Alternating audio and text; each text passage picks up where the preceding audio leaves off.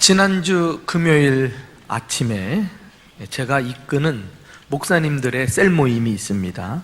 거기서 한참 이야기를 나누다 보니까 어떻게 하다가 교통사고 당한 얘기까지 하게 되었습니다. 재밌는 것은 목사님들도 예외 없이 크고 작은 사고들을 다 만났더라고요. 그 중에 한 목사님의 경험을 들려드리고자 합니다. 목사님이 사거리에서 직진 신호를 받고 막 출발을 했는데요, 갑자기 왼쪽 골목에서 오토바이가 탁 뛰어나오더니 그대로 목사님 차를 들이받더라는 거예요. 오토바이에 탄 사람이 공중으로 한 바퀴 휙 돌더니 저만 지나가 떨어진 거 있죠? 아, 죽었다 싶었는데 뻘떡 일어나가지고 쩔뚝거리면서 험악한 인상을 하고 목사님께 막 따지려고 다가오는 거예요. 그 순간 목사님 뒷차 운전자가 차에서 내리더니 목사님에게 와서 이렇게 말을 해 주었습니다. 아저씨는 잘못한 게 없고 저 오토바이가 잘못했어요. 내 차 블랙박스에 다 찍혔으니까 필요하면 연락 주세요. 내가 증인이 돼줄게요. 그러더라고요. 이번에는 저 인도에서 지켜보고 있던 한 시민이 목사님에게 다가와서 얘기하더래요. 저 오토바이가 100% 과실이네요. 나도 증인이 돼줄게요. 여기 명함을 드릴 테니까 언제든지 연락 주세요. 너도 나도 증인이 돼준다니까요. 씩씩거리면서 따지려고 다가오던 오토바이 운전자가 갑자기 순한 양으로 바뀌더니 아무 말도 못하다라는 거예요. 그래서 이 두 사람 때문에 골치 아플 뻔한 문제가 쉽게 해결이 되었다, 이런 이야기를 나누었거든요. 이렇게 증인이 중요한 겁니다. 그런데 여러분, 이거 아십니까? 우리 예수님도 증인을 찾고 계신다는 사실을, 예수님에게도 증인이 필요하다는 것을, 예수님은 당신께서 이 땅에서 이루신 구원이 헛되지 않기 위해서 자신을 위해 증언해 줄 증인들을 찾고 계십니다. 그러나 오늘 본문을 보면 증인들이 따로 있는 것이 아니라 예수님 믿는 한 사람 한 사람이 모두 다 증인으로 부르심을 받았다는 사실을 알아야 하겠습니다. 48절, 너희는 이 모든 일의 증인이라. 여기 너희는 1차적으로 예수님 가까이에 있던 제자들을 의미할 수 있습니다만은, 제자들이 누굽니까? 모든 믿는 자들의 대표 아니겠어요? 오고 오는 모든 세대에 예수님을 따르는 사람들이 다 증인으로 부르심을 받았다고 볼 수 있습니다. 그런데 이 짧은 한마디가 이 복음서와 사도행전을 잇는 중요한 연결고리라는 사실을 아십니까? 다시 말해서 예수님의 생애와 그 이후에 교회의 생활에 대해서 연결시켜주는 고리인 것입니다. 복음서에는 제자라는 말이 많이 나오지만은 사도행전에는 증인이란 단어들이 막 쏟아져 나오고 있습니다. 지금까지 제자들과 함께 하셨던 예수님의 지상사역은 이제부터는 본격적으로 증인들과 함께 새롭게 시작이 되고 있음을 알려주는 말씀이라고 할 수 있습니다. 그리고 나서 이어서 이제 사도행전에서 초대교회 역사가 펼쳐지는데, 이 역사는 한마디로 증인들의 역사라고 할 수가 있습니다. 자, 성경의 이런 구조들을 보면은 우리가 무엇을 깨달을 수 있습니까? 예수 믿고 구원을 받았으면, 그래서 그리스도인이 되면 제자가 된 궁극적인 목적이 바로 증인의 삶을 살기 위해서다. 제자와 증인은 다른 것이 아니라 결국 같은 사람인 것입니다. 예수님이 얼마나 이 사실이 중요하셨기에 승천을 앞두시고서 하실 일이 많은데 지상에서의 마지막 사역으로 바로 증인들을 부르고 계신다는 사실을 우리는 확인해야 하겠습니다. 한번 다시 읽어보실까요? 너희는 이 모든 일의 증인이라. 네, 예수님 믿는 사람이 누구입니까? 신자를 넘어 제자로, 그리고 제자를 넘어 증인으로까지, 그래서 증인의 삶을 사는 것이 예수 믿는 사람 아닙니까? 그래서 예수님의 지상 사역이 헛되지 않도록 우리는 최선을 다해 예수님을 증언하며 살아야 합니다. 예수님의 지상 사역이 뭐예요? 이 땅에서 구원을 이루신 사건이 아닙니까? 그러나 교회가 침묵하면 할수록 이 세상에 여러 가지 잡다한 이론들과 철학과 사이비 종교들이 판을 치면서 예수님의 복음을 공격하는 것입니다. 그래서 예수는 실패했다. 십자가는 구원의 방법이 아니다. 부활은 꾸며낸 거짓말이다. 예수는 구원자가 아니고 이 세상에 얼마든지 구원자들이 많이 있다. 이렇게까지 사람들을 미혹하고, 그래서 소위 종교다원주의라고 사람들이 많이들 따라가고 있지 않습니까? 그럴 때 우리 예수님의 증인들은 말해야 합니다. 아닙니다. 우리가 분명히 봤습니다. 우리는 이 모든 일의 증인입니다. 예수야말로 참된 구주이십니다.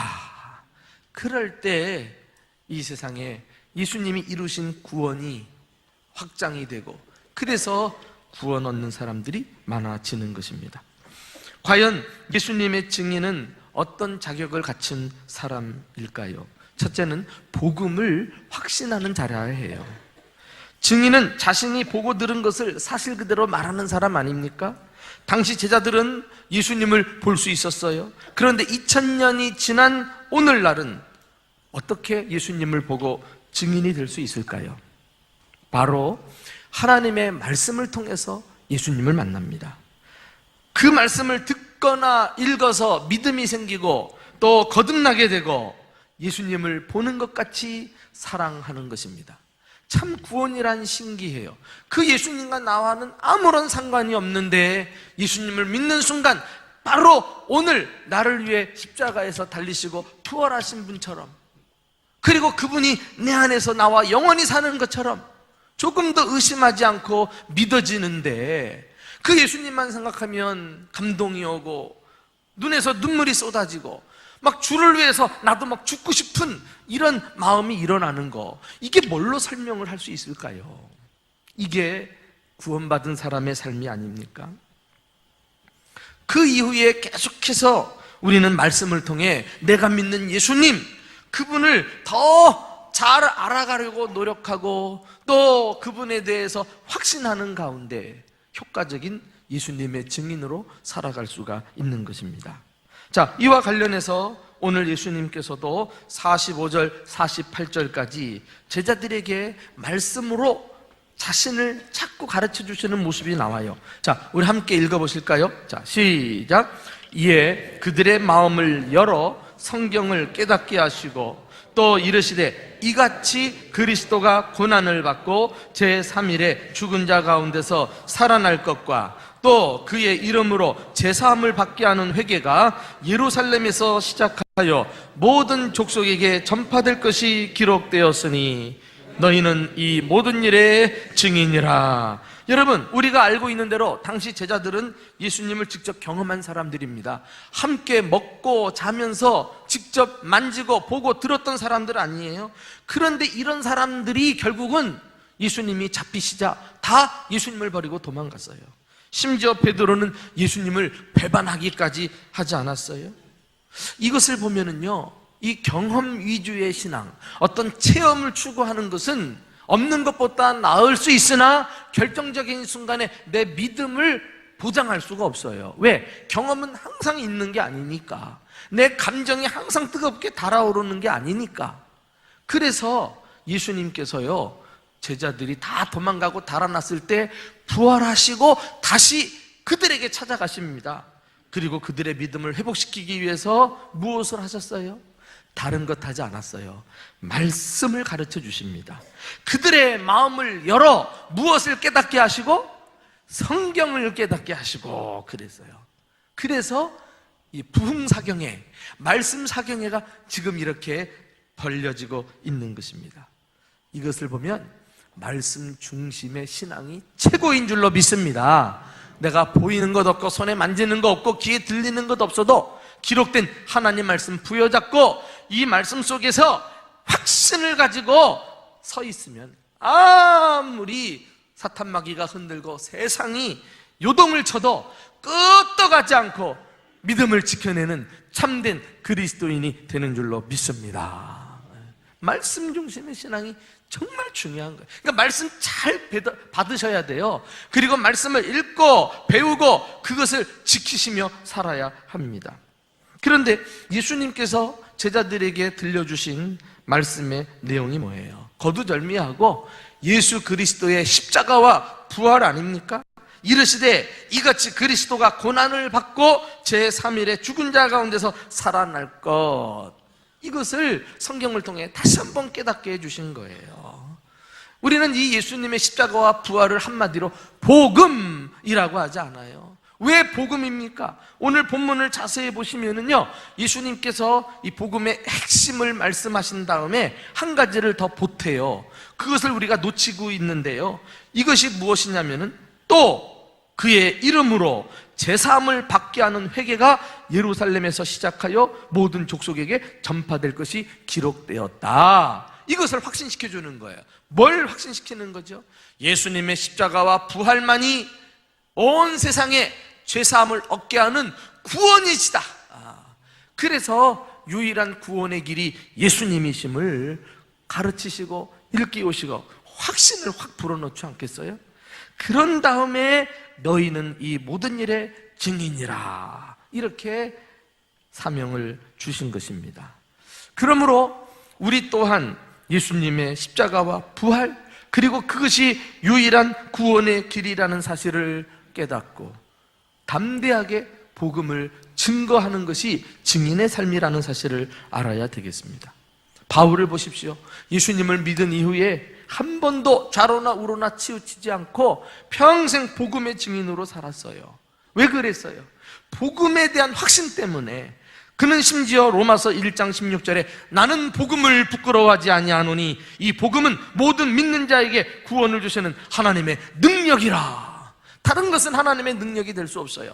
다른 것으로는 구원을 받을 수 없어요. 그러니 천하의 구원을 받을 유일한 길, 이것이 복음일진데 복음을 부끄러워할 이유도 없고 감출 이유도 없고 그것을 애써 숨길 이유도 없고, 그러니 담대하게 복음을 전하다가 평생을 살았던 사람 아닙니까? 이 확신이 나에게도 있다면 여러분 어떻게 가만히 있겠어요? 이 구원 얻는 유일한 길인데, 구원의 능력인데, 그것을 알지 못하는 사람 앞에서 막 입이 근질근질해가지고 못 견딜 거 아니겠어요? 이런 마음들이 우리에게 있어야 돼요. 그래서 바울은 사람들을 만날 때마다 괜히 나는 미안한 마음을 가지면서 당신에게 빚을 진 사람입니다, 먼저 믿은 것을 미안할 정도로 생각했으니까, 그래서 할 수만 있으면 여러분에게 복음 전하기를 원합니다, 이렇게 말을 했어요. 교회가 침묵하면 침묵할수록, 구원받은 그리스도인들이 증인의 삶을 더디 살수록 이 세상은 온갖 잡다한 철학과 사이비 이단, 거짓과 술수로 가득 차서 사람들이 미혹을 받고 더 주님으로부터 멀어지며 지옥길로, 멸망길로 달려갈 것입니다. 바울은 데살로니가전서 1장 5절에서 이렇게 이야기했어요. 우리의 복음은 말로만 전해진 것이 아니라 능력과 성령과 큰 확신으로 된 것이다 그랬어요. 그 확신도 그냥 확신이 아니죠. 큰 확신. 왜 큰 확신을 가져야 될까요? 저마다 사람들은요, 자기가 믿는 것에 대한 확신을 가지고 있어요. 그 대상이 잘 돼야지, 잘못되니까 다 믿고서 지옥으로 가잖아요. 그들을 뛰어넘을 수 있고 그들을 돌이켜서 주님께로 이끌려면은 그들이 가진 확신보다 더 큰 확신을 가지고 담대히 복음을 전해야 할 줄로 믿습니다. 여러분들 복음을 부끄러워하십니까? 복음에 대해서 어떤 자세를 가지고 있습니까? 내 앞에 스쳐가는 수많은 사람들, 주님께서 나를 통해 복음을 들려주시려고 붙여주신 사람들이라는 생각을 해보지는 않으셨나요? 이 복음이 유일한 구원의 길이라고 한다면, 예수 그리스도의 십자가와 부활을 자랑할 수만 있다면 우리는 확신을 가지고 남은 삶을 담대히 복음의 증인으로 살아가는 저와 여러분 될 수 있기를 주님의 이름으로 축원합니다. 두 번째, 복음의 증인은 희생을 각오하는 자라야 해요. 여기 희생을 각오하라는 말씀이 본문 어디에 나올까요? 48절 보면 너희는 이 모든 일의 증인이라. 이 증인이란 단어 속에 이미 내포되어 있습니다. 증인이 무엇입니까? 헬라어로는 마르투스라는 단어이거든요. 그런데 여기서 순교자를 뜻하는 마터라는 영어 단어가 나왔어요. 그러니까 이 증인이라고 하는 것은 자기가 증언하는 것에 대해서 목숨을 거는 자를 말합니다. 내가 이것을 증언할 때 너무나 이것이 옳기 때문에 이 큰 확신을 가지고 증언하다가 내가 죽어도 내가 그 죽음을 각오하겠다. 이런 사람이 증인이 될 수 있어요.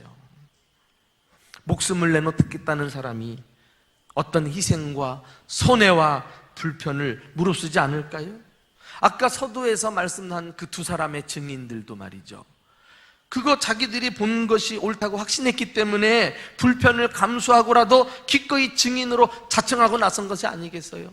이거 일이 비비꼬이면요, 아이고 복잡한 문제에 연루돼가지고 수시로 진술하느라고 경찰서 법원에 들락달락 해야 돼요. 시간 뺏겨 돈 버려. 사업하는 사람은 그날 다 종치는 거 아니겠어요? 그런데도 그게 옳기 때문에 증언을 쓰는 것입니다. 제자들도요, 이 증인이 된 이후에 자신들이 보고 들은 예수님 그 십자가와 부활을 증언하면서 삶이 바뀌어버렸어요. 좋게 바뀌면은 누구든지 그 길을 가겠는데 이 증인의 삶으로 인해서 그들이 핍박을 받습니다. 심지어 말 그대로 순교를 당하기도 해요. 스데반이 돌에 맞아 죽지요. 요한의 형제 야고보가 칼로 목베임을 당해 죽습니다. 베드로가 옥에 갇히죠. 사도 바울이 가는 곳마다 그냥 멍이 들고 매를 맞고 이렇게 고난을 당하고 맙니다.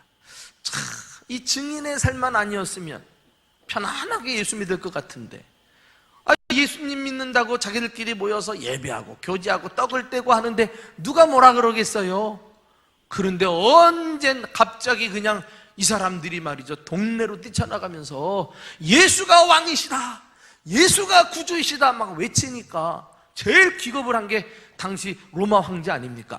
나 말고 또 누가 왕이 있단 말인가? 그래가지고 예수 믿는 사람들을 그 다음부터 잡아가두기 시작한 거예요. 사자 밥이 되게 하고 말이죠, 사지를 찢어서 죽이고 말이죠. 이런 고난이 바로 예수 그리스도의 복음을 크게 확신한 나머지 가만히 있을 수 없어서 불이 짖을 때 함께 따라온 것입니다. 사도행전 5장에 가서 보시면 공회 앞에서 증언하는 베드로와 사도들이 나와요. 여러분, 공회가 어떤 곳입니까? 이스라엘의 입법기관이에요. 당시 종교 지도자들, 유대 지도자들이 모여가지고 결정을 내리면 바로 집행을 하는 그런 곳이었습니다. 그런데 그런 곳에 베드로와 사도들이 복음을 전한다는 이유로 붙잡혀가지고 신문을 당하듯 둘러싸여가지고 지금 위기 가운데 있는 상황이에요. 말 한마디라도 잘못하면 딱 걸어가지고 그냥 어떻게 판결을 내려도 꼼짝 못하는 상황입니다. 그런데 그 앞에서 베드로가 말이죠, 대표로 담대하게 말하는 거 있죠. 너희가 나무에 달아 죽인 예수를, 이 말을 딱 하니까 벌써 유대인들이 심기가 불편한 거예요. 왜? 기억나거든요. 예수를 십자가에 못 박으시오 했던 게 기억이 나거든요. 그러면서 야, 저들이 자꾸 우리에게 책임을 돌리네, 막 이런 말 자꾸 듣는 것 같으니까 기분이 안 좋지 않겠어요? 근데 거침없이 쏟아내는 거예요. 그 예수를 우리 조상의 하나님이 살리시고 이스라엘에게 회개함과 제사함을 주시려고 그를 오른손으로 높이사 왕과 구주로 삼으셨느니라. 우리가 이 일의 증인이니라. 너희들이 아무리 말려도 우리는 말하지 않을 수 없다, 막 이런 것 아니겠어요? 그랬더니 그 순간 유대 지도자들이 크게 노해가지고 사도들을 죽이겠다고 달려듭니다. 그때 존경받는 율법교사 가말리엘이, 이 바울이 예수 믿기 전에 이 가말리엘에게서 배웠거든요. 그가 딱 손을 들고 그들을 만류해요. 그리고서는 지금 우리가 서두를 것이 아니라 이들을 좀 더 지켜보자고 제안합니다. 이 운동이 사람으로 말미암았으면 결국 흐지부지 사라질 것이고, 하나님으로 말미암으면 이 운동이 크게 부흥할 것인데, 우리가 하나님을 대적할까 두려워하니까 한번 지켜보자는 거예요. 그러면서 그 다음 말씀이 어떻게 연결되냐면요, 그들이 옳게 여겨 사도들을 불러내어 채찍질하며, 보내면 그냥 보내지 왜 매를 때리냔 말이야. 자꾸 겁을 주는 거 아니겠어요? 예수의 이름으로 말하는 것을 금하고 놓으니 사도들이 그 이름을 위하여 능력받는 일에 합당한 자로 여기심을 기뻐하면서 공회 앞을 떠나니라. 매를 맞아도 모욕을 당해도 오히려 기뻐한다니, 이게 어떻게 된 거예요 이게? 이렇게 증인이 된 이후에 이 사람들의 삶이 극도로 바뀌어버립니다. 그리고서는 계속 나오는 말씀이, 그들이 날마다 성전에 있든지 집에 있든지 예수는 그리스도라고 가르치기와 전도하기를 그치지 아니하니라.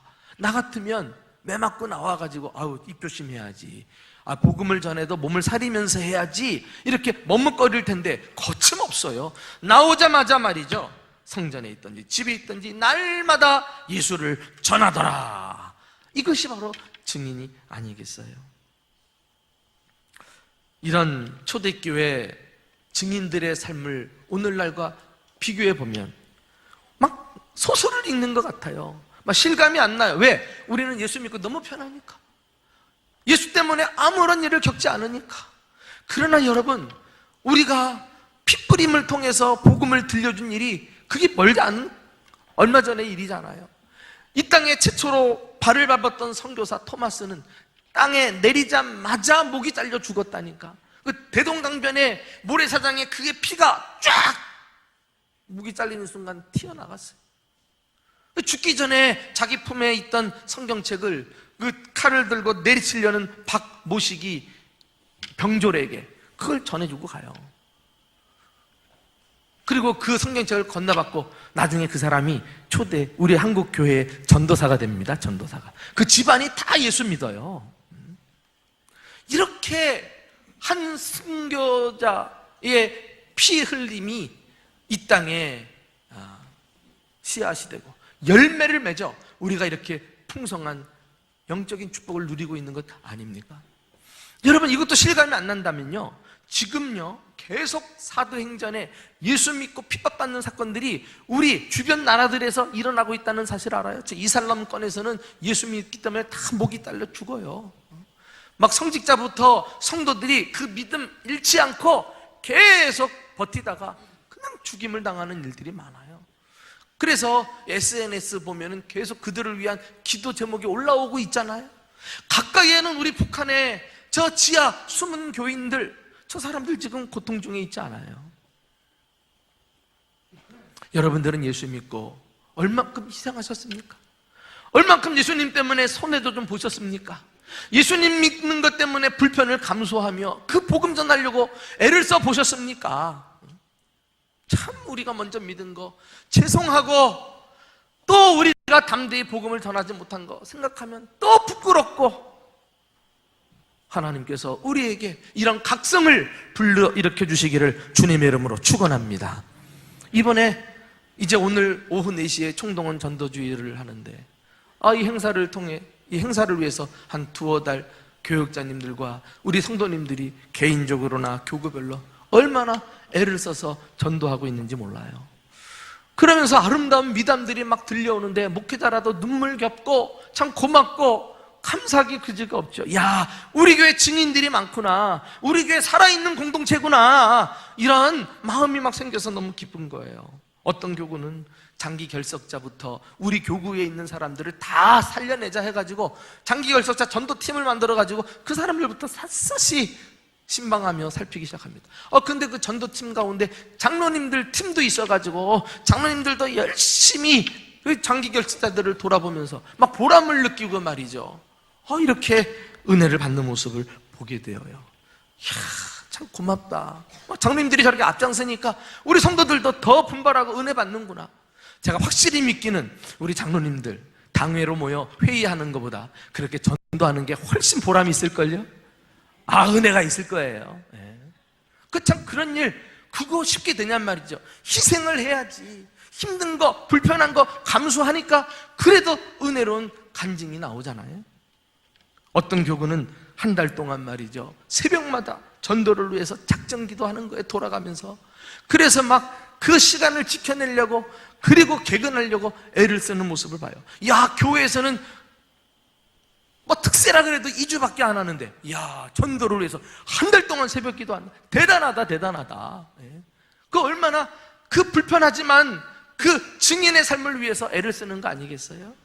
어떤 교구에서는 교회에서도 선물을 준비했지만 교구에서 성도들이 흥미를 준비하고 또 물티슈를 준비하고 이렇게 하면서 전도하는데 어찌든지 오는 사람 선물로 주려고 그렇게 물질을 드리고 시간을 드리고 애를 쓰는 것을 봐요. 우리 교회 한 교육자님은 전도를 위해서 개인적으로 고추장을 100만 원어치 사가지고 그것을 전도할 때마다 선물로 주고 열심히 증인으로 살아가고 있는 거 보면서 얼마나 모든 일에 마음을 모아주셔서 감사한지 몰라요. 여러분, 이렇게 하다 보니까요, 그 어느 때보다도 아름다운 그 미담들이 막 들려오는 거 있죠. 성도들이 전도하면서 살아나요. 복을 받아요. 심지어 어떤 성도님은 자녀들 진로 문제 때문에 어려움을 겪고 했는데 그 직장 문제가 해결이 되고 말이죠. 또 어떤 분은 사업에 어려움을 겪었는데 하나님께서 좋은 아이템을 생각나게 하셔가지고 다시 그거 가지고 사업이 일어나고 말이죠.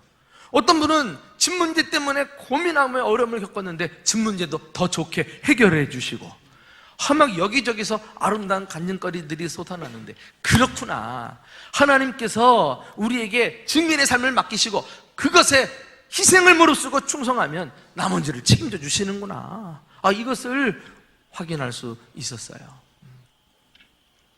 사랑하는 교우 여러분, 여러분들이 혹시 어떤 어려움 가운데 있습니까? 왜 일이 풀리지 않고 오랜 시간 같은 문제로 계속 어려움을 겪고 있을까요? 이 문제를 돌파하기 위해서 우리가 오늘 다시 한번 믿음의 본질을 부여잡고 주님 주신 사명 위에서 충성해 봅시다. 어찌든지 영혼을 사랑하는 마음을 가지고 그 한 사람 구원하려고 전도하는 이 증인의 삶에 한번 최선을 다해 보세요.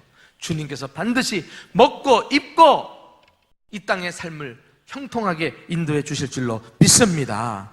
전도하면서 살아나는 거예요. 전도하면서 살아나는 거예요. 여러분, 우리 교회만 평생 있으리라고 하는 보장이 없잖아요. 어떤 때는 또 저 대정 충청권을 넘어서서 서울로, 광주로, 저 부산으로 이사 갈 때도 있잖아요. 그래서 교회를 혹 고르실 일이 생기면은 절대로 말이죠, 일주일 내내 그냥 예배만 드리고 헤어지는 이런 교회 가지 마요.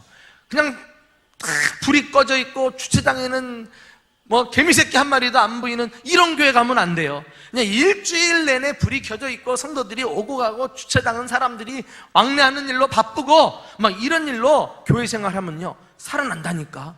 그런데 몸을 담으면, 그리고 함께 복음 전도를 위해서 마음을 모으고 열심을 내면 하나님이 그런 교회를 일으켜 주시고 함께 몸담은 성도들의 의식주 이 땅에서 삶도 책임져 주실 줄로 믿습니다.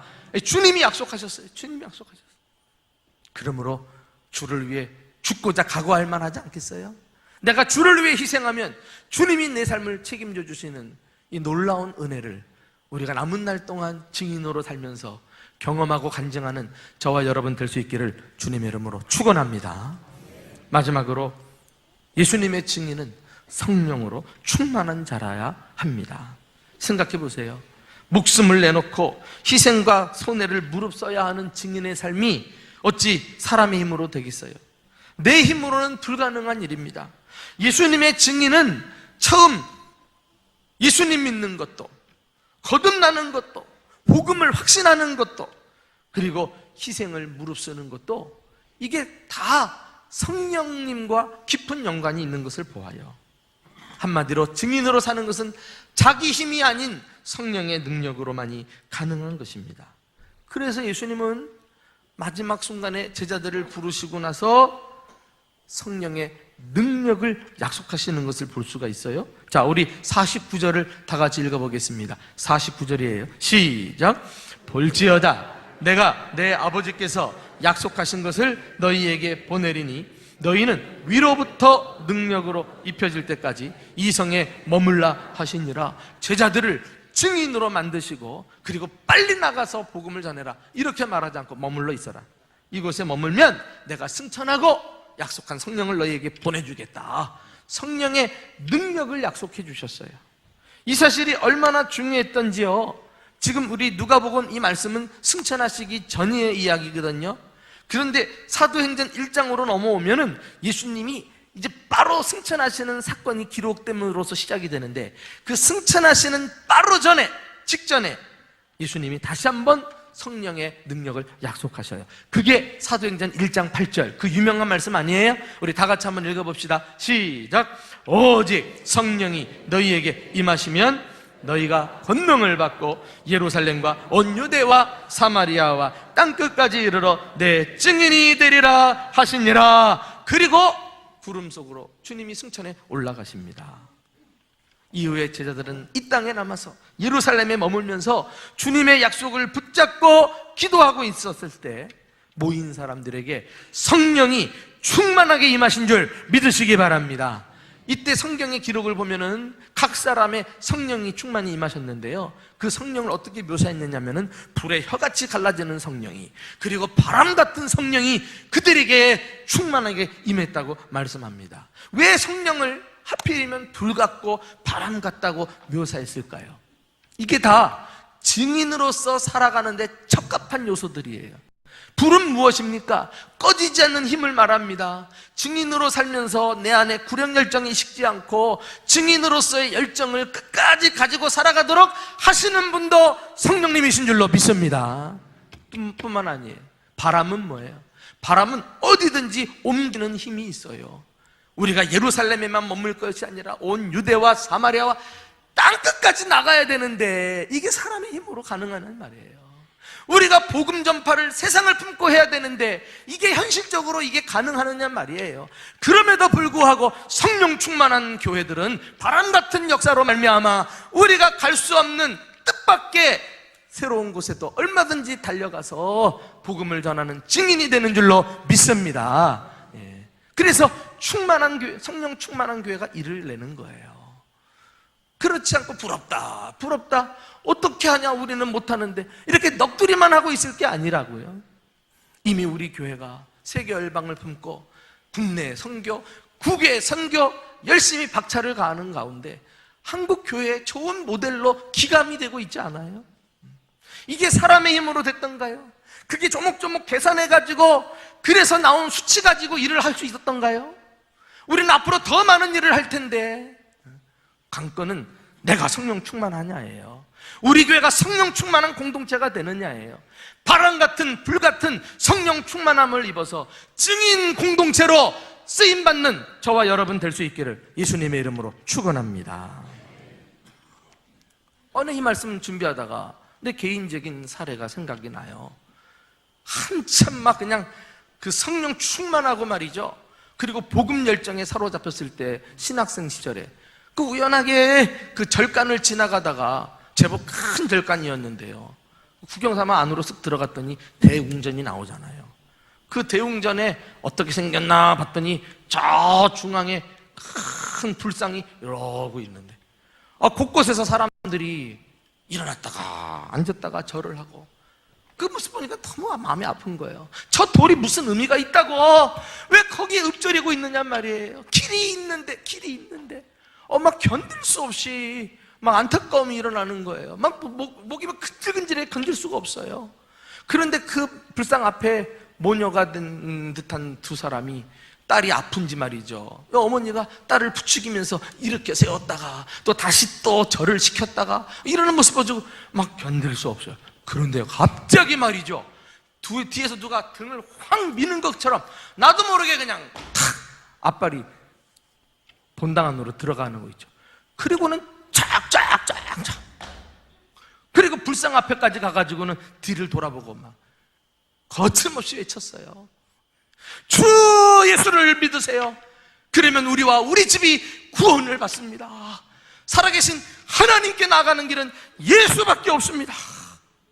그랬더니 막 절을 하다가 사람들이 그냥 헉 하고 그냥 놀래 기겁을 하더라고.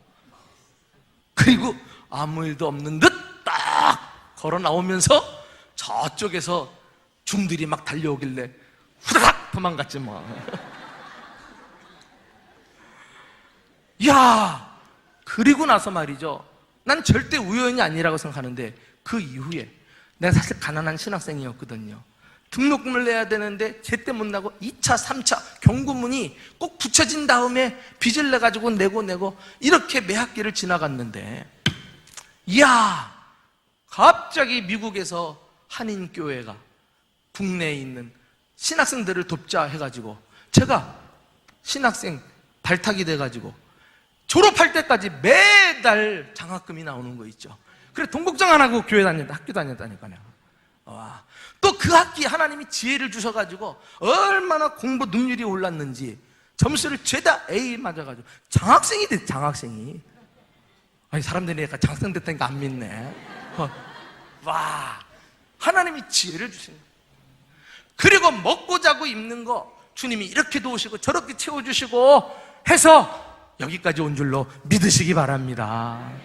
주님이 가장 좋아하시는 것 중에 가장 좋아하는 게 복음 전하는 거, 주님의 복음을 위해서 증인 노릇하는 거. 내가 봤습니다. 여러분들은 거짓에 속지 마세요. 예수님이 진정한 구주이십니다. 이것을 밝혀주는 걸 얼마나 귀하게 보시는지 몰라요. 이제 여러분에게 도전하고 말씀을 닫습니다.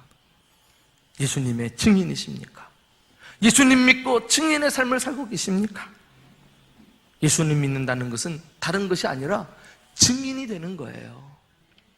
이제 복음을 확신하고 희생할 각오도 하고 성령 충만함을 받아가지고 일평생 복음의 증인으로 살아가는 저와 여러분 되시기를 주님의 이름으로 축원합니다.